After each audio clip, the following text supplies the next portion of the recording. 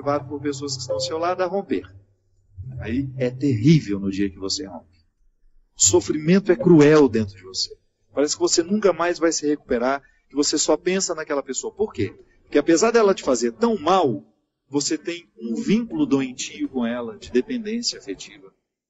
Você sabe que ela te faz mal, mas você não sabe viver sem ela. Aí você começa a dar passos. A primeira semana é horrível. Você sofre, você chora, você não pode ouvir a música, você não pode sentir o cheiro, você não pode ver aquele pedacinho de não sei o que ele esqueceu lá na sua casa, que tudo aquilo é terrível.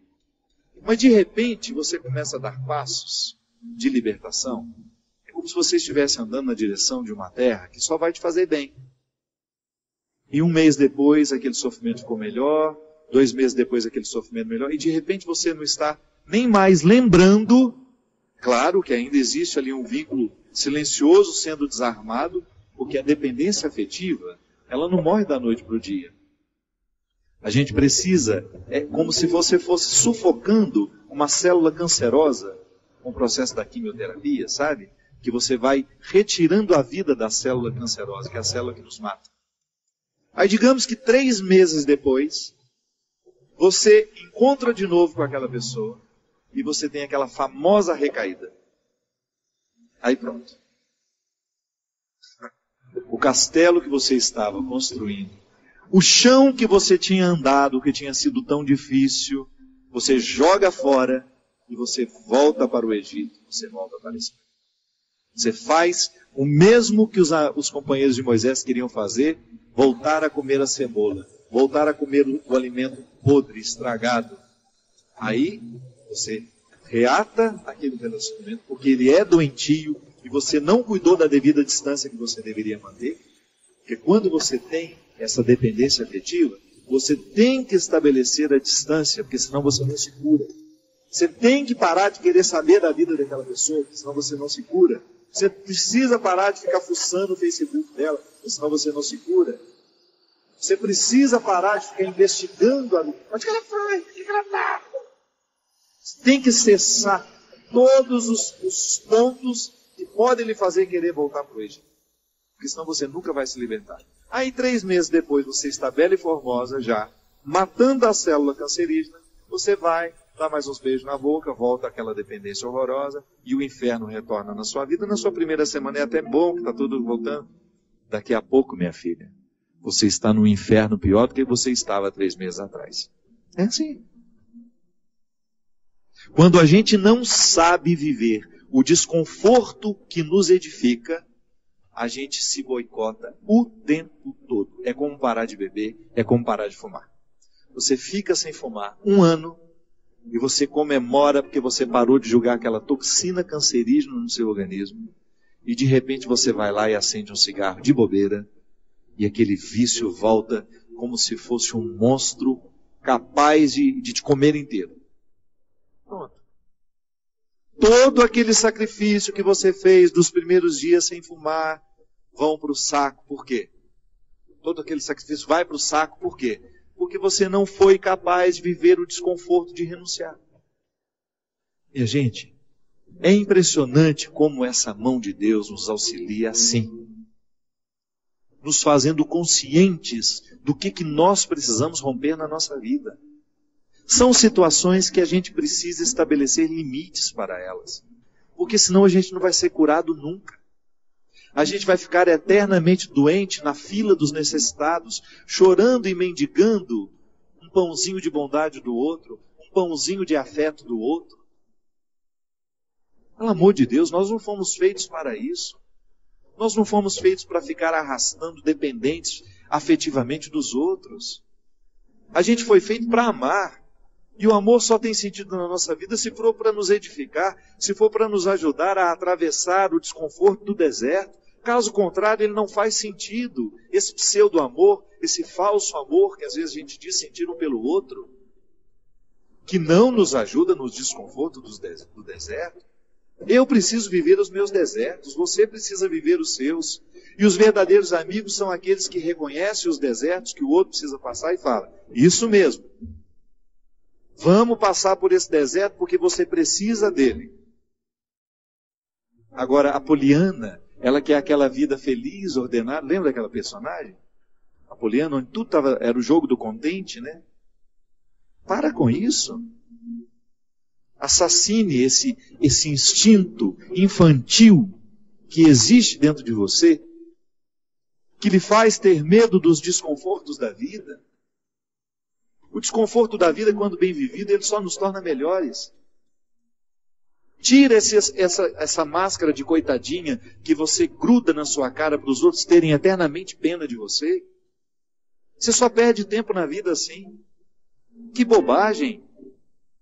Deus nos segura na nossa mão é para a gente ter condições de atravessar esse deserto. Não é para ficar recaindo eternamente e voltar a comer as cebolas do Egito, porque a gente teve dó de nós, porque a gente teve dó do outro. Não. A caminhada é para frente que se vai. E chega um momento, quando Moisés chega diante de Deus e fala, agora você resolve essa situação, porque eu não sei mais o que fazer. Já construíram um bezerro de ouro no meio do caminho, já arrumaram confusão, já estão adorando até outras situações, então nem lembrando que o Senhor existe. Eles só não voltam porque está longe demais. Mas retornam de outra maneira, não retornam na geografia. Sabe? Eles não voltam geograficamente porque estava longe já do Egito. Eles morreriam no meio do caminho. Mas não voltavam geograficamente, mas voltavam afetivamente. Que às vezes a gente já ultrapassou o território da nossa escravidão física. Eu já saí da cadeia, mas a cadeia não saiu de mim. É assim que funciona. Eu já dei os passos na direção da minha liberdade, mas eu não fiz a conquista da minha liberdade. Eu não decretei a conquista da minha liberdade.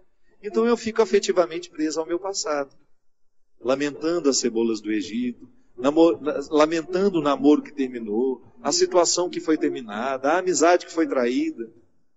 Então, quando Moisés está diante do Mar Vermelho, e ele fica apavorado, porque agora eles não tinham mais para onde ir, ou atravessavam o mar, ou voltavam para o Egito, e o exército do faraó já estava chegando para capturá-los. O que ele faz? Ele tem uma reunião particular com o Senhor, né? Uma audiência particular de urgência. Liga lá para o secretário de Deus e fala, pelo amor de Deus, você pede para ele me atender hoje, que eu não posso mais ficar sem essa resposta. O exército do faraó está chegando. E aí ele acha que Deus iria dar uma resposta fácil para ele, né? Ia dar uma solução rápida. Não. O que Deus fala? Lembra, Gil? Lembra? Corre, né? Entra nessa água. Olha que frase forte. Diga ao povo que caminhe. Eu não vou fazer por vocês o que só vocês podem fazer. Eu vou dar todas as graças para que o milagre aconteça. Eu vou fortalecer a coragem de vocês, mas se não colocar o pé na água, se não desafiar este mar, ele não se abre. E foi o que o povo fez. Moisés à frente, certamente, cheio de medo também, né? Ai, meu Pai de misericórdia, o que vai acontecer agora? Quando ele começou a entrar, a colocar os pés na água, Deus faz a sua parte. Minha gente, a nós nem importa se isso aconteceu dessa maneira mesmo. A nós interessa é o fato de que Deus faz diariamente isso na nossa vida. Sempre que eu me encorajo a vencer os mares que me desafiam, eu estou exercendo o cuidado de Deus na minha vida. Sempre que eu me encorajo a colocar o pé no mar que me ameaça, eu estou cumprindo a parte da promessa de que Ele estará sempre ao meu lado. Você faz a mesma coisa. Sempre que você desafia os seus mares, sempre que você enfrenta os seus desconfortos, quando você não tem medo do desconforto que lhe chega, quando você olha para ele de frente, você fala, e agora? O que é que nós vamos fazer a partir desse momento? O que você me traz de bom? O que você está me desafiando? Eu vou aqui recrutar as minhas melhores partes, porque só isso me interessa. Se o desconforto me chega, eu preciso atravessar esse deserto para poder alcançar essa parte da terra prometida que me espera. É assim que funciona. Não há uma fórmula mágica para a vida. Ainda que a gente não acreditasse em Deus, nós teríamos de viver os desconfortos que nos fazem crescer. Ainda quem não crê em Deus precisa enfrentar os desconfortos de sua história, de sua existência. Agora é claro que quando a gente acredita em Deus, quando nós acreditamos de que existe alguém superior a nós, nos capacitando para a gente fazer a travessia, um conforto a mais nos é oferecido.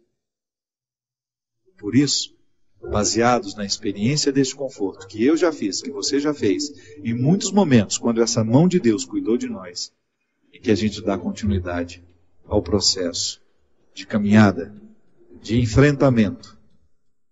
É enfrentamento, a palavra é essa. Se a gente não vive os enfrentamentos diários dos nossos desertos, dos nossos conflitos, dos nossos medos, a gente nunca vai chegar ao conhecimento da terra que Ele nos preparou.